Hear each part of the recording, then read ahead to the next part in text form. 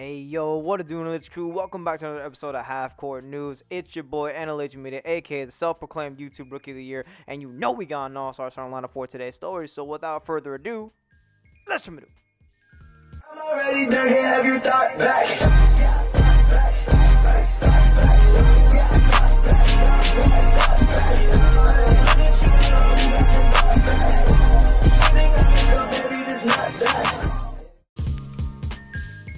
And for the first story of the day, we're going to talk about Chief Keef. We're going to talk about and we're going to talk about how he is back in the news, but he is not back for his new music or none of that. He's back in the news because he has a $10,000 warrant for his arrest because of a DUI case that he had a few months back that kind of went viral on social media, where he's being detained. He's not being arrested. He's being detained by the cops in his Lambo. And I don't know. I just kind of find that hilarious / messed up at the same time. Now, I'm gonna look at it from both sides. I'm not gonna discriminate. NLH Media, we don't discriminate. We both like chocolate and we like vanilla. I go both ways.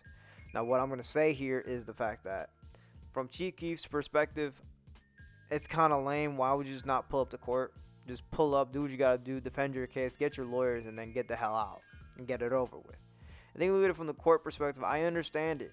Driving under the influence, having a little bit too much to drink, and then swerving down the I-8 can get you a rape. But I don't know. You're treating him like he Chief Keef that pussy, bang, bang, bang, bang, bang. He banged that bitch. Like he wet up the block. Like, no, he didn't wet up no block. He didn't pull out no Uzi, no vert. Like, he didn't do none of that. He was out here just swerving in his Lambo, going at maybe 100 miles per hour. I mean, it sounds messed up at the same time. Like, compare that to, like, bopping somebody down the block. Like, come on. Well, I'm not going to discriminate between either or. What I am going to say is, final thing, long story short, Chief Keef's kind of did something messed up by not pulling up to court, or just I don't know, it's kind of lame that he didn't just pull up to court. And when it comes to the court themselves, you're treating him like he just killed like 5 people on the block, or he wet up the block. Like, he said he was going to put 5 people on a shirt. Like, no, come on, man. That's all I'm going to say about the scenario. You guys can let me know what you think about it in the comments down below, though. Alright, the next story we're going to talk about how Gucci Mane signed a new artist, Baby Rex, and Baby Rex got dropped the same exact day. So let me break it down. Baby Rex got the co-sign from Gucci Mane, 10/17, signed the dotted line, bam, he's on the label. And in the same day, Baby Rex put out a tweet stating, "Oh, I don't want to do any shows in Houston following the whole takeoff scenario." And Gucci Mane pulled a Michael Jordan and was like, "I'm taking this personally." Because he has to take it personally. Like, Takeoff, Quavo, Offset, the entire Migos meant the world to Gucci Mane. Gucci Mane found these 3 youngins, found them out the mud, and gave them like the biggest co-sign of the century. And all 3 of them, they blew up. Like, Gucci Mane has the connect with all these Memphis artists, or just like these artists in general. He's got the Migos connect. He got the Pooh Shiesty connect. Like, he is responsible for having these artists just come up on the come up. And it's kind of, he took it disrespectfully. Like, why you gonna say that about my bro? You gonna say that about my boy Offset? You gonna say that about my boy Takeoff? You gonna say that about my boy Quavo? Like, you can't be doing that. I'm not gonna let that slide. He's not like Dirk. He won't let that shit slide. He just can't. And what I'm gonna say also, what my personal take is, the scenario has nothing to do with you.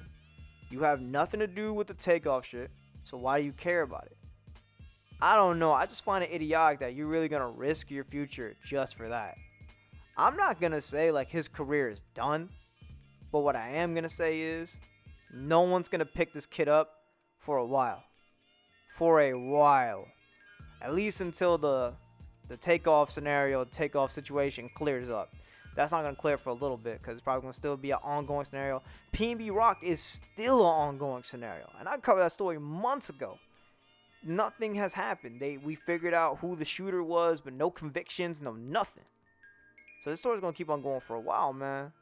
My last take on this, all I'm gonna say is, you gotta be careful what you say on the internet, because you don't know what people are viewing you as.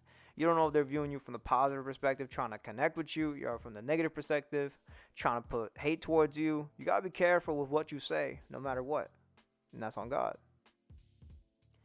And last but not least, Ice Spice, aka I was feeling you. And then nigga eat it for lunch. Again when I want you. Alright, let me stop. That shit is too trendy. Shout out to Joe Budden for singing that hoe.